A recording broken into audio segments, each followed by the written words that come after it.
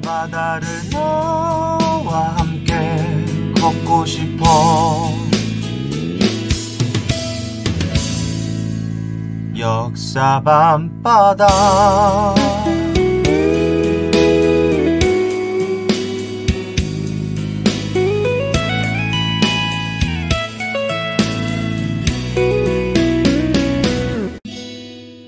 나는 지금 역사 밤바다.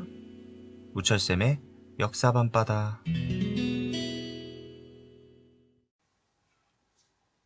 대한제국, 광무개혁, 독립협회 해산 이후 의회 역할을 하는 중추원의 정책 의결권을 폐지합니다. 말 그대로 의회 기능을 멈췄다라는 거고요. 광무개혁은 황제 중심의 근대화 정책으로 추진됩니다.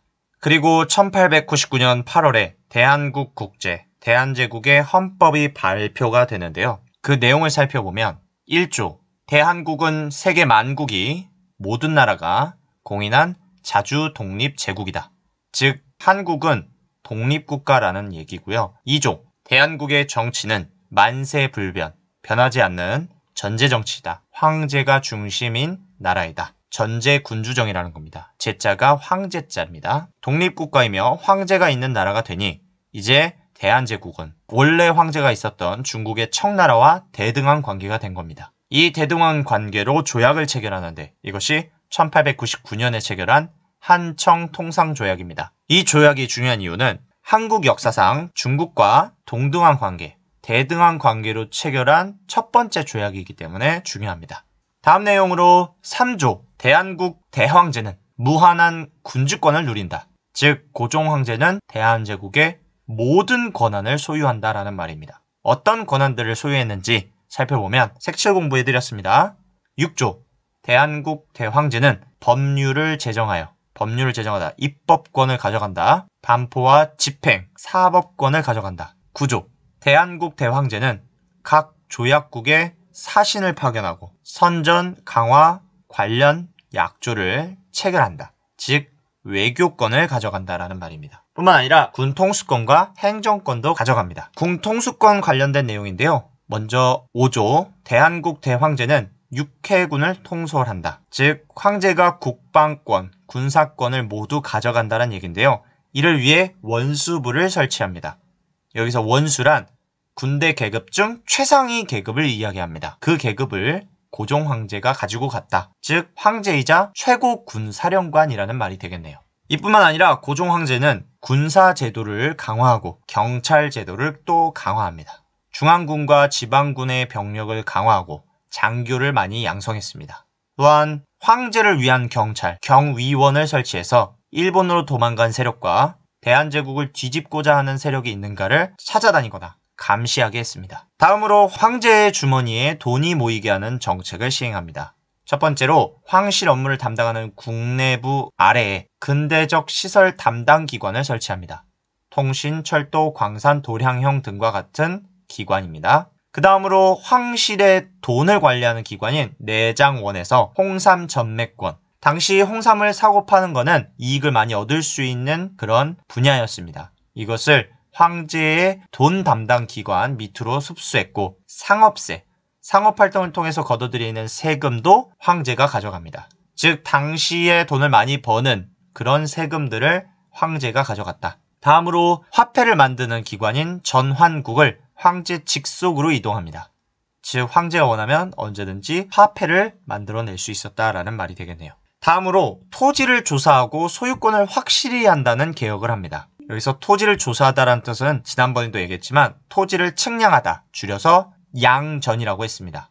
그 양전 사업을 1898년부터 시행했다. 이로써 농지의 실제 규모를 파악했고 또한 주인이 없는 땅은 국가가 가져가고 주인이 있는 땅은 그 주인에게 국가에서, 나라에서 법적으로 당신 땅인 것을 인정해 주겠다 라며 증명서를 발급하는데 그 증명서가 오른쪽 그림과 같은 지계라는 겁니다. 쉬운 표현으로 땅문서라는 표현이 있겠네요. 당신이 이 땅의 소유자입니다 라고 증명해 줄 수 있는 증을 발급했다. 이뿐만 아니라 다른 근대 개혁도 시행합니다. 전하를 설치하고 우편 제도를 정비했으며 전차를 설치하고 섬유, 철도, 운수, 광업, 금융 분야의 근대적 회사를 설립합니다. 그 다음으로 교육 관련된 개혁입니다.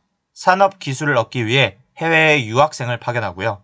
실업 기술학교를 건립하여 백성들이 기술을 배울 수 있게 합니다. 대표적인 학교 이름은 상무학교와 광무학교다. 마지막으로 금융개혁인데요. 이것은 시도만 했고 실패로 끝나게 됩니다. 그 과정을 살펴보면 1902년에 일본 제1은행에서 대한제국의 제1은행권을 유통시키고자 합니다. 자, 이게 무슨 말이냐면 한국에서 한국 화폐를 쓰지 않고 일본 화폐를 쓰게 된다면 앞으로 일본 경제가 바뀔 때마다 그거에 따라 한국 경제도 바뀌게 됩니다. 이는 한국 경제가 일본으로 흡수되거나 일본이 한국 경제를 장악하려는 의도에서 비롯된 활동인 겁니다. 이거를 정부가 모를 리가 없겠죠. 그래서 제1은행권, 일본 돈이 한국에 유통되는 것을 반대하자라는 운동을 전개합니다. 뿐만 아니라 한국만의 중앙은행을 설립하고자 했고 금이 지폐 가격의 기준이 되는 금본위 지폐 제도를 시행하려고 했습니다. 하지만 반대운동, 중앙설립, 금본위 지폐 이 모두가 실패하게 되었고 점차 일본이 경제적으로 침투하기 시작합니다. 여기까지가 광무개혁의 내용이었고요. 좀 많지만 잘 정리해 주시기 바랍니다. 광무개혁의 의미는요. 두 가지가 있습니다. 첫 번째로 근대적 토지 소유권을 확인했다. 지계, 즉 땅 문서를 만들어냈다. 두 번째로 상업과 수공업이 성장하는 데 큰 도움을 줬다라는 겁니다. 반면에 한계점으로는 황제가 자신의 권력을 강화하는 데 너무 집중한 나머지 민권, 백성들의 권리를 보장하는 데는 관심이 약했다. 그 다음 집권 세력이 개혁을 시행하는 도중에 부정부패를 저질렀고 강대국의 간섭으로 큰 성과를 거두지는 못했습니다. 그래서 이 개혁은 1904년에 발생한 러일전쟁 이후 중단됩니다. 뿐만 아니라 근대화 정책을 추진하는 과정에서 특히 토지 측량과 조세를 징수하는 과정에서 민중에 대한 수탈이 발생하고 이에 민중이 분노하면서 전국적으로 봉기가 발생합니다. 이로 인해 광무개혁은 크게 성공하지 못했다. 보다가 보면 항상 이렇게 너를 바라만 보던 너를 기다린다고 말할까. 지금 네 앞에 계속 이렇게 너를 아쉬워하는 너를 연락했다 할까. 이번 영상은 여기까지입니다. 우리는 다음 영상에서 다시 만나요. 바이바이.